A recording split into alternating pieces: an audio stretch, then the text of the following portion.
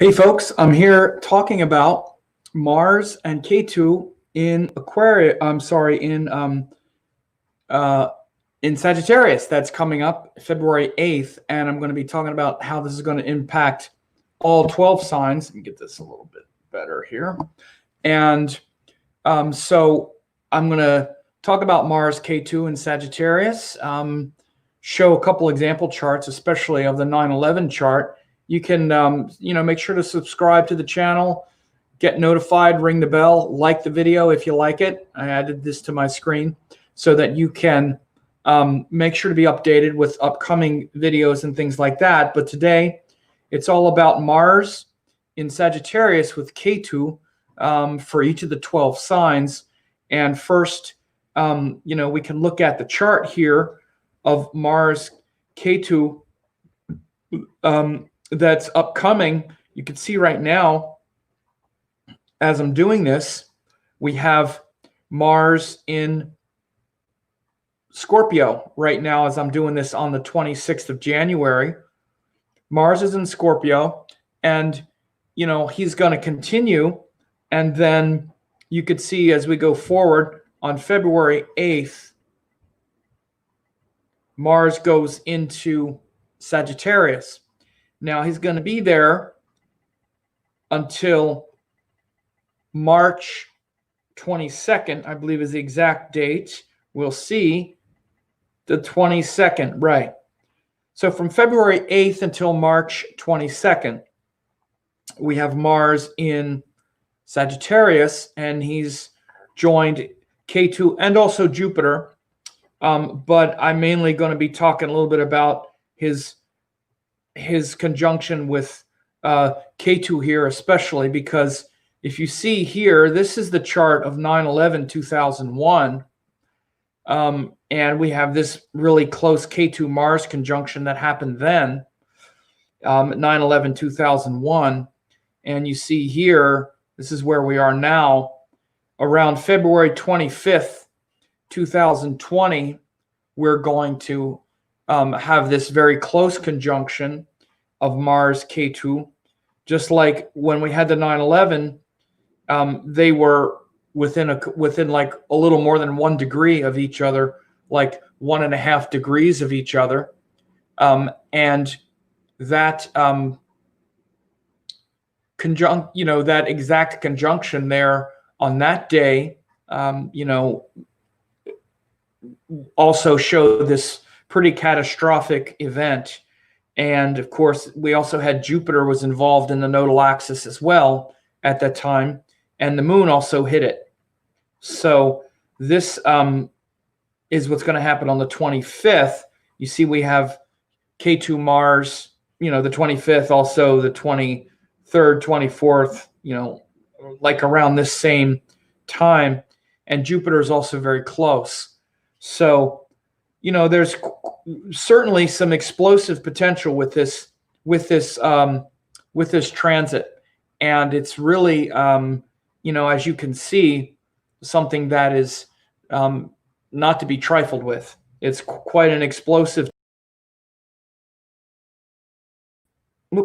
It's quite an explosive time to have, some explosive potential. Of course, with things in the world, but also with your own nature. Everything isn't negative, so to speak. And but we should expect there to be some pretty transformative things that happen.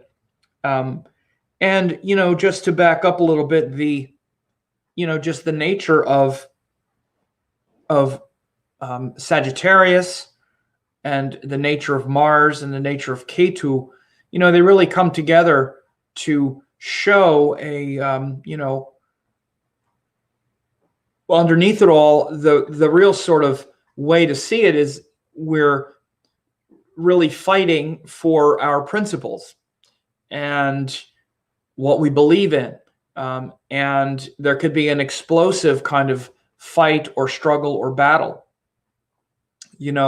When you think about even the events that happened on 9/11, of course, depending on where you are, you know, if you were in the US or New York or whatever, you know, it was a terrible event, right?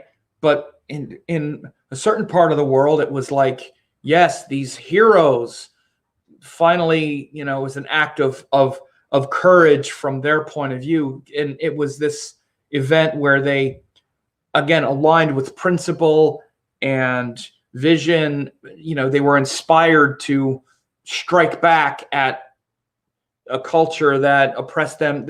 You know, again, there's no judgment here. I'm just looking at it from many points of view. You can see the spirit of fighting, of the thing I just said, of, you know, being inspired to fight for what you want, and in a kind of explosive way. And what we see from, you know, in a less kind of, you know, triggered and sensationalized way, is it's really a great opportunity to find those things that you're inspired by. What's inspiring you? You know, that's what Sagittarius is. Sagittarius is our deeper inspirations and the belief and the you know, the faith and the hope that is driving us, right? And you know, currently we have all these planets. You know, we just had Saturn also here. Saturn just moved, but we had Saturn. We just had an eclipse there. We just had the sun there. So this is where we are now. Now we're here. We're like here, but we just had Saturn here. We just had the sun here, and Saturn and Ketu had been in Sagittarius since March of last year, March of 2019. So we're really just coming out of a cycle, a phase where we've been really focusing on what inspires us for the last several years, because in fact, Saturn had been in Sagittarius since early 2017. So this nature of Sagittarius and Saturn bringing his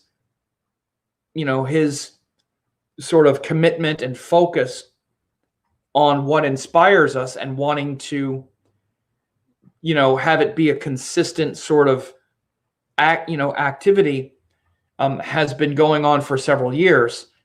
Now it's a little tricky for Saturn because, you know, Jupiter ruled Sagittarius is a lot of shifting, a lot of changing. We get inspired by different things. Our inspirations change. The truth and the meaning changes. So it's kind of hard for Saturn at times there. Now that Saturn is in Capricorn, it's a much more down to earth and practical kind of backdrop for the Sagittarius energy, just as we can see now. Jupiter and Ketu are there. Excuse me one second.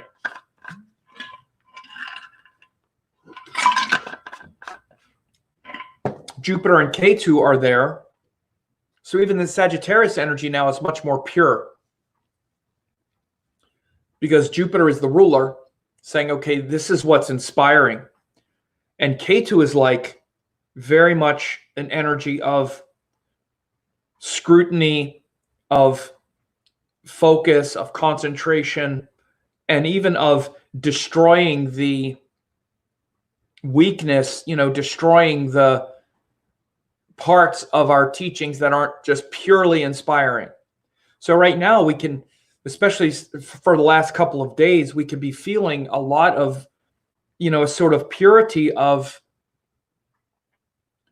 hope and purpose and of meaning. Like suddenly things got pretty clear, even the last few days, just because Saturn has left, because Saturn was there kind of stressed about it. And now with just Jupiter and Ketu there might still be stress, but there's something that's just more pure and clear the last few days. It'll get more pure and clear because, as you can see, Saturn just left. But this is kind of the backdrop as we move forward. Saturn gets further away from Sagittarius and Mars gets closer to it. Then Mars enters, right? And of course, these lines are drawn clearly by by hang on a second. Let me just do something. These lines are drawn. 1 second. I just want to do something. I want to show nakshatras. Yeah, are drawn by the sidereal chart, of course. In every Vedic astrology text, it says that the nakshatras and the rashis are aligned. So this isn't the tropical zodiac of Western astrology. Okay, so in Western astrology, Saturn has been in Capricorn for a long time. Now, in Vedic astrology, it's the sidereal zodiac, which aligns with the nakshatras and the star-based zodiac. So this matrix is snapped into place and has been for thousands of years. It doesn't change like the tropical. So we can see that Saturn is going to get further away from this Sagittarius, and then Mars goes in. So again, this is February 8th, and then Mars continues to go through and winds up being in Sagittarius, and he'll get closer to Ketu. And then once we get around, there are a couple real hot spots for the transit. You can write these down, especially February 18th. This is going to be, February even. So February 16, 17, 18, especially. So February 16, 17, 18. I'm going to write them down myself because I did this before and I forget. February 16, 17, 18, 16 through, let's say, 19. February 16th through the 19th, because the moon is debilitated. And then it's joined this axis here, especially Ketu, Mars, Jupiter. A lot of explosive potential there. And then he goes around and joins Rahu here on the other end on the March 4th and March 5th.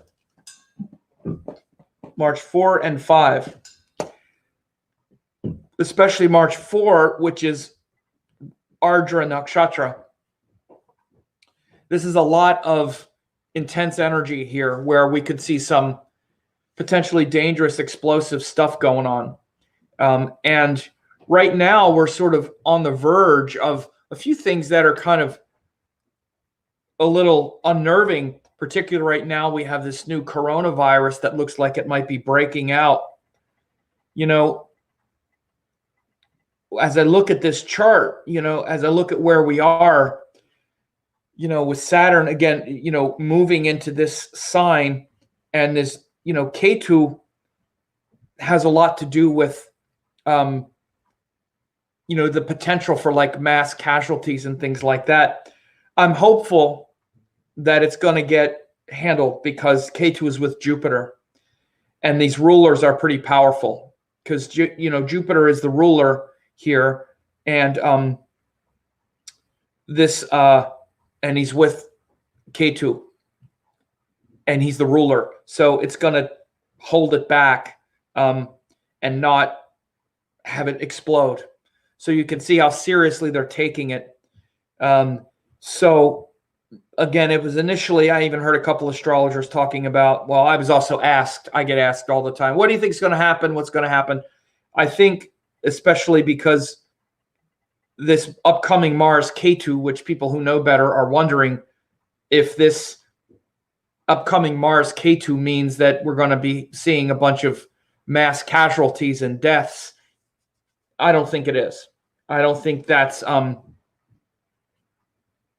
to be what happens. I think it's going to get handled, and that the Mars Ketu Jupiter is going to be more it's not going to show that we'll have a lot of mass extinctions or anything like that, that it's going to be a big epidemic. But what's really going to be happening is this is going to be great. As Julio said, also great combination for spiritual teachers and connecting with the real meaning of life and not just the orthodoxy. That's right, Julio. Absolutely. And he's so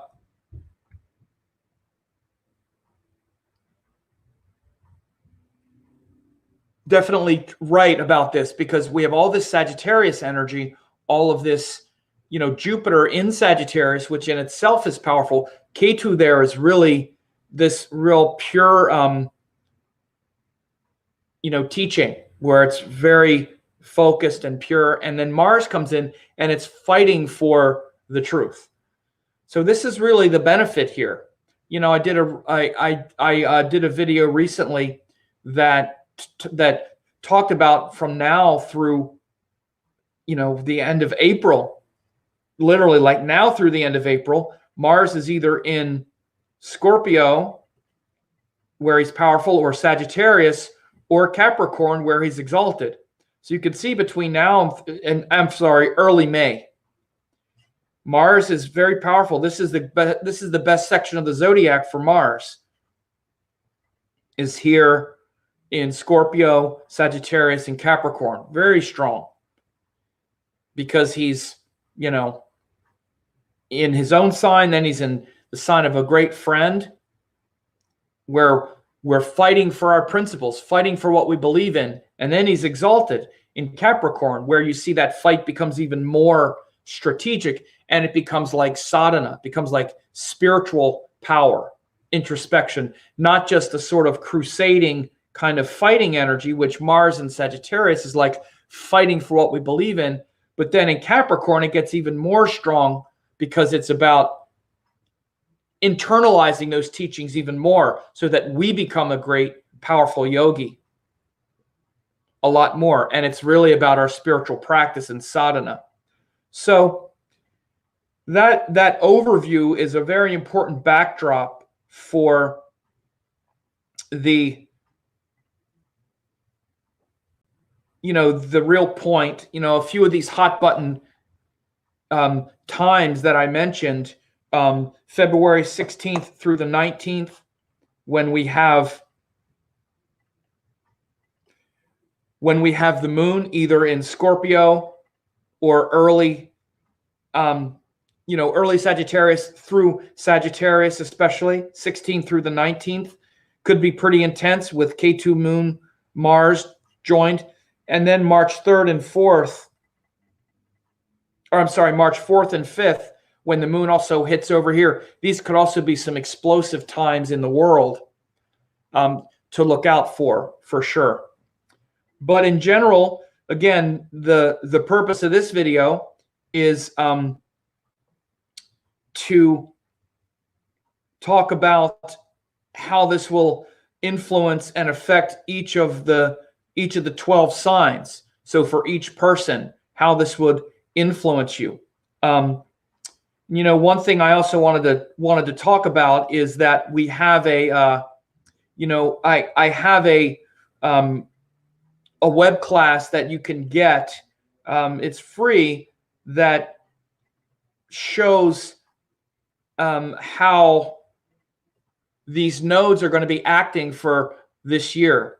So we still have pretty much for almost this, the rest of this year, Rahu and Ketu are in that Sagittarius Gemini axis. A lot of people didn't show up for this web class, this Rahu and Ketu and Gemini and Sagittarius web class that I did last year. I did it last year, so it's actually about a lot of the things happening in 2019, but it's also about things that are still current, because Rahu and Ketu are still in the Sagittarius Gemini axis. So, the website is Rahu Ketu 2020. If you go to rahuketu2020.com, it forwards right to this webinar. It's free. I recommend you check it out. It's hour and it's more than an hour. And one of the main things I do is I talk about this Rahu and Ketu in Gemini and Sagittarius for the next year and a half, which again includes for your chart, for your sign through September of this year. And I talk about all kinds of other things about the nakshatras, and I even talked about the Ketu scare, like the health scare, Jupiter Ketu connection. So you can check that out. It's free. I think that'll be something that you would benefit from seeing. especially because you can even go back in retrospect and see what I said about it already. And again, you can see the similarity to the chart we're looking at now, to the 9/11 chart. This was what happened in 9/11 when the planes hit the building here in the US. And you have that kind of explosive, potentially fanatical, expression. So we'll look at that as well. And let me see. So again, one more thing just to say, you can go ahead and subscribe, like the video if you like, and subscribe, and ring the bell to get notified when I do more videos like this. You see, I get the little banner there, so I'm pointing to it. I always forget to tell people to like and subscribe. So go ahead and do that. Like, subscribe, get notified. So let's talk about this for each of the 12 signs, which is really kind of the point here. Just looking here. So for each of the 12 signs, this is going to be different. So for Aries, Mars is your first and 8th house ruler. So Mars rules your first and 8th house and going through your 9th. So this really shows where you can be very much aligned with your higher purpose, your higher principles, your higher wisdom, and be willing to destroy those teachings that aren't working. Because again, for you, Aries, Mars rules your first and your 8th house. So it's where you're always destroying things that aren't making you stronger. Now, this revolves around your teachings and those teachings that aren't making you stronger. So again, very focused for you, Aries. Mars is your ruling planet in the 9th house. Again, it could be quite a destructive area if you're not careful. So be careful, Aries, and don't destroy those things just based on your ego. Find what inspires you and see how these teachings maybe aren't serving you so much, how certain teachings aren't. But for Taurus, this is the 7th and 12th house ruler in the 8th, right? So for you, Mars is the planet of where it has to do with a lot of turmoil and change in your relationships, where you have to express more of your self-will, more of your identity, Taurus, rather than being so passive. And Mars shows where this assertion of your will is very confusing. It's hard for you to know how to do that because Mars also rules the 12th house. So going through the 8th house, it can really show especially a lot of perhaps explosiveness in your partnerships, in your relationships. And that explosiveness in your relationships, Taurus, definitely can be, something that can help you overcome your tendency to just cling to situations and people. So it could be quite dynamic, quite explosive, especially because your partners are involved. It's a 7th house ruler. And you have confusion about how to fight fairly and how to get in there and hold your own. So for Gemini, this is happening in your 7th house, and it's the 6th and 11th house ruler in your 7th house. So for you, Gemini, Mars is a planet of self-will, initiation, enthusiasm, facing problems and fighting. Again, this could also bring some, quite a bit of that into your relationships, because Mars again is going through your 7th house, and it's also the 6th house ruler, which has to do with arguing and fighting. But one of the things that it can also do is really help you align your ambitions, the 11th house, because Mars shows why you're quite ambitious, Gemini, especially once you find something to believe in and champion, which is Mars. You're very ambitious and motivated to share it, which is the 11th house. So this can really help you take what inspires you and what you're fighting for in the world, which is 11th house, and share it with others. But make sure to not turn your competitors into enemies. Turn them into allies. Remember to be of service, Gemini, because again, Mars ultimately is a great planet of service for you because it's the 11th house ruler. So remember to serve the higher purpose and not just fight and try to win. For Cancer, this is the 5th and 10th house ruler, very creative planet for you, Cancer, in your sixth house, which is about hard work, effort. And again, this is also has a quality of service to it because it's going through your sixth house.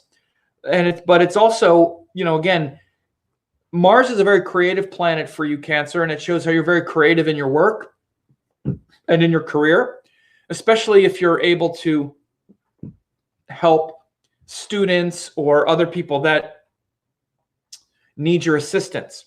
So again, in this case, Mars going through your sixth house shows a lot of service and a willingness to really be of service to those things that are difficult, particularly hard work, the difficult work because Mars rules your 10th house, and things that you are inspired by, like, for example, your creations, to be of service to those things.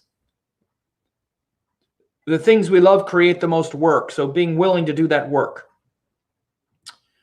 For Leo, this is the 4th and 9th house ruler going through your 5th house. So for you, Leo, this is quite creative and a very good transit, all things considered. The 4th house ruler going through the 5th, 9th house ruler going through the 5th. Again, the 5th house is some of the things that we appreciate the most. It's our heart's desire.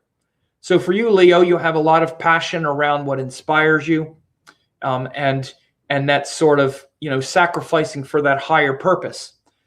So this brings a lot of creativity into that part of life.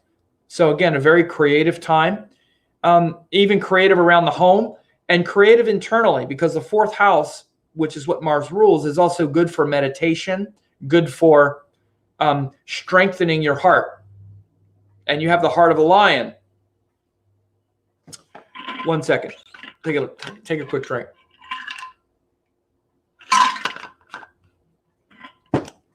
Now for Virgo, this is the 3rd and 8th house ruler going through the 4th.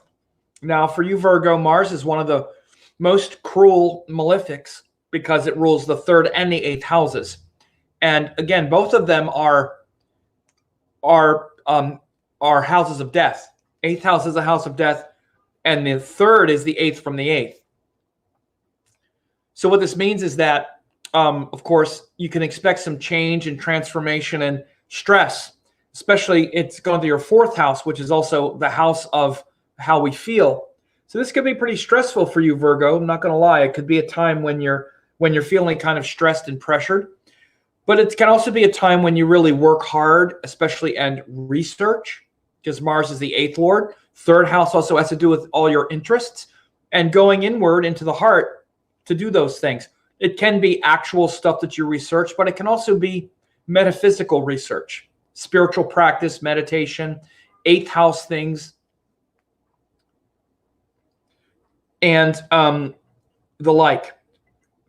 Now for you, Libra, Mars is the 7th and is the 2nd and 7th house ruler. It shows where you tend to get your values, 2nd house, from your partners, 7th house, and how those values and those partners tend to be more dynamic and intense than you. So you have to wind up fighting for your own values, fighting Mars to assert your own values, 2nd house. Now Mars goes to the 3rd, which is about curiosity, flexibility, trying new things, thinking outside the box. It's also a house of ego, where you figure things out for yourself and get a bunch of ideas about them. So this could be a time to really, ponder what you value the most, have more flexibility and fun and creativity around it, not be so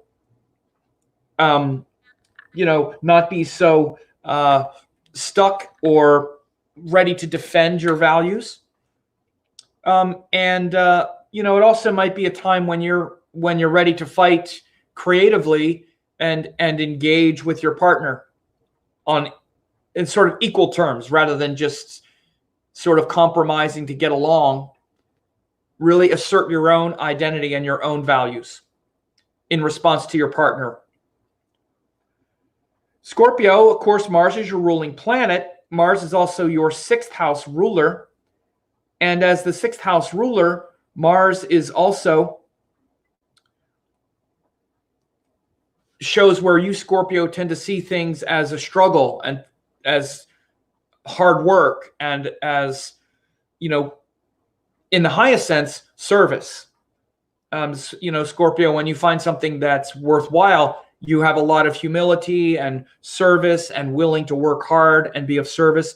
But you can also feel like people are holding you back and you have to fight against them, and you can get your feelings hurt easy and feel like you're being a servant, right? That, you know, the negative quality of the sixth house. So this Mars going through Sagittarius takes you out of that kind of negative expectation that things are going to be hard and that you're being mistreated, and brings it into a more you know, neutral space. Also, where you really connect with your own values, and you really connect with those life lessons that you've learned, and really, you know, again, build that structure up in your life, which includes like your friends, your family, those other things that make for a strong foundation, so you're not so touchy and thin-skinned and on, you know, like on guard for, you know, getting your feelings hurt. And Sagittarius, this is of course your first house, and Mars rules your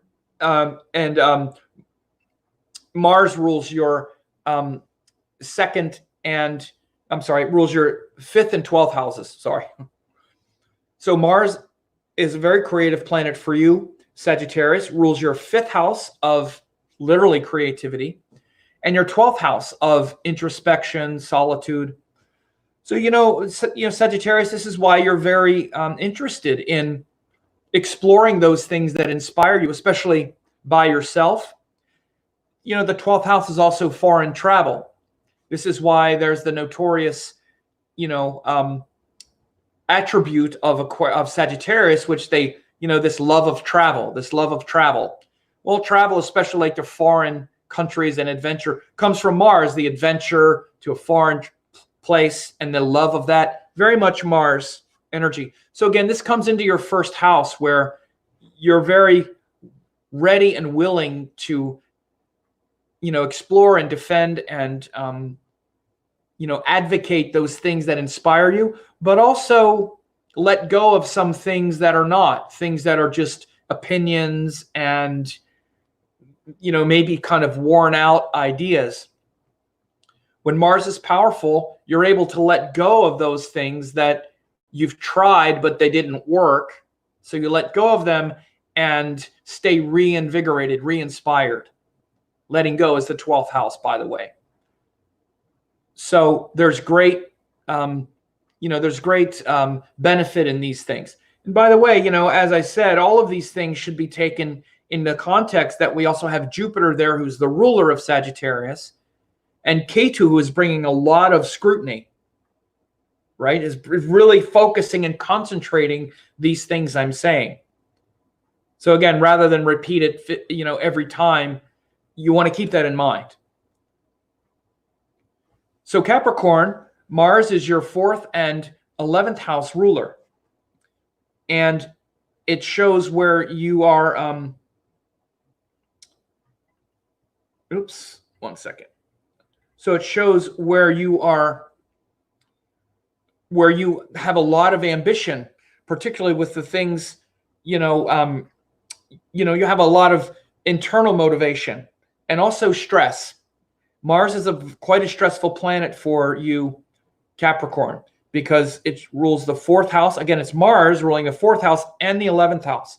11th house is ambition, but it's also restlessness and pressure.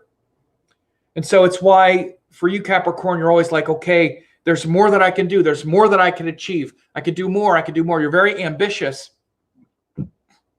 And you can stress yourself out with your ambitions, right? So Mars has a lot to do with that. Taking that restlessness in your heart. So Mars being in your 12th house is about, again, letting go of that restless part and instead going into that inner courage. Because it's the 12th house, which is letting go of all of that worldly drama and instead surrender, letting go, and going deeper into that place of moksha, of liberation. And of course, people say, well, but Mars is exalted in Capricorn, right? So it's also very powerful, but it's exalted there because there's that. It also brings that quality of courage into your life, but again, then it's in the sign of Capricorn, which those attributes and those virtues of Capricorn, which are things like introspection and going inward, become rewarded. So there's a lot of that 12th house energy. Capricorn has a lot of that 12th house energy. Saturn is the karaka of the 12th house, or the indicator, because it's about letting go. It's about surrender. It's about slowing down. So Aquarius, Mars is your 3rd and 10th house ruler. So for you, Aquarius, Mars shows how you get all fired up about your ideas and wanting to crusade. Mars is that crusading energy of the Aquarius person. Very crusading, like these ideas, which are 3rd house ideas, and in a somewhat, I wouldn't say negative sense, but in a more mundane sense, it's just like the ego, like your ideas and those challenges that you have taken on in life, which is the 3rd house, and your interests become the things that you want to do, and you want to bring them out into the world and really take a stand for those things, which is the 10th house. So Mars shows that kind of crusading work that you want to do. He goes into the 11th house of ambition. So again, this is a very ambitious time for you, Aquarius. Right? You get very fired up about your beliefs and your ambitions. And so, Mars takes that 10th house ruler into the 11th house, right? And it's also the 3rd house ruler, which is the courage to fight for those things. So it could be a lot of enthusiasm and passion toward your goals and your ideas. Now, Aquarius, you need to be careful not to get too fired up and get too, again, there's nothing wrong with ambition, particularly if it's in the spirit of service, right? Like the 11th house energy can be quite beneficial in this regard, especially if it's service to something higher. But when it's not, which it usually isn't, it's just some kind of ambition. Like, I need to be the one to win. I'm going to win. I'm going to compete with others and win. That's 11th house, when we compete with others publicly and stuff like that. So instead of compete, serve.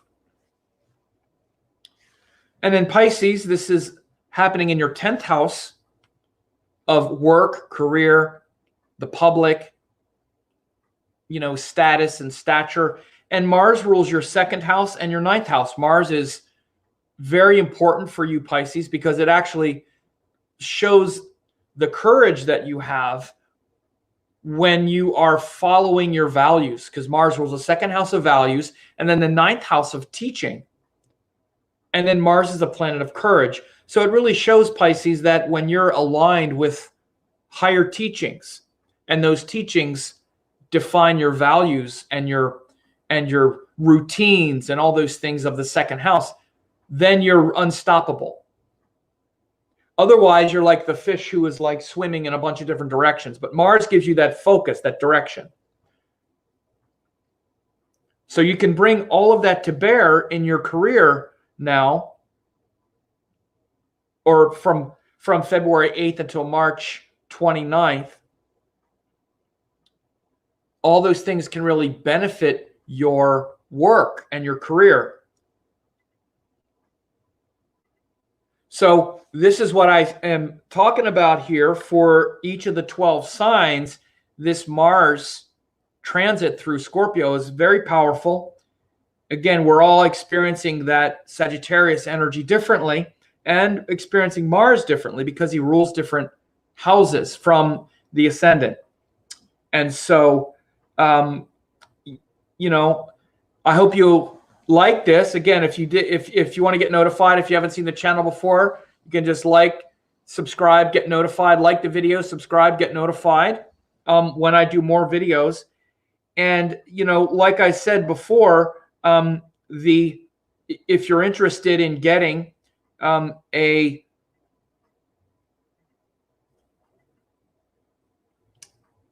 this web class that I did on Rahu, Ketu, and Sagittarius and Gemini axis, Rahu and Gemini, Ketu, and Sagittarius, it's free web class because, again, we're going to have the nodes in that axis for the rest of the year. And so you can, you can get the, where is it? Yeah. You can just type in RahuKetu2020.com, RahuKetu2020.com, and you'll go to that, and then you just reserve the seat, find a date and time, and then you'll get the update. And it's more than an hour. I'll go through the nodal axis like I just did with Mars here for each of the 12 signs and describe how the nodal axis was for you last year once it went in, and then how it's going to be for the rest of this year as we go through 2020, because Rahu and Ketu are going to be in that axis until September of this year.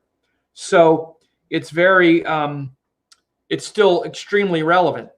And so anyway, it looks like some good comments here. Leo Ascendant, so true about what's happening now in my life. Daughter is Mula Lagna, like walking on eggshells. D. Rockhard said, dude, yes. Okay. Dallas said, definitely checking that out. Need the better understanding. That was for the Rahu Ketu webinar. And so anyway, that's what I had to say here today. And if you like this, again, go ahead and make sure to like the video, subscribe, and ring the bell up there so you get notified of when I do these. I've been doing more of these live. They're easy to do. They're enjoyable. People like it as well. And I'll probably do a couple of them a week. If you ring the bell, then you'll be notified. I usually give a couple hours notice now and schedule them so that people can show up live. Anyway, I hope you have a good Sunday, and we'll be in touch.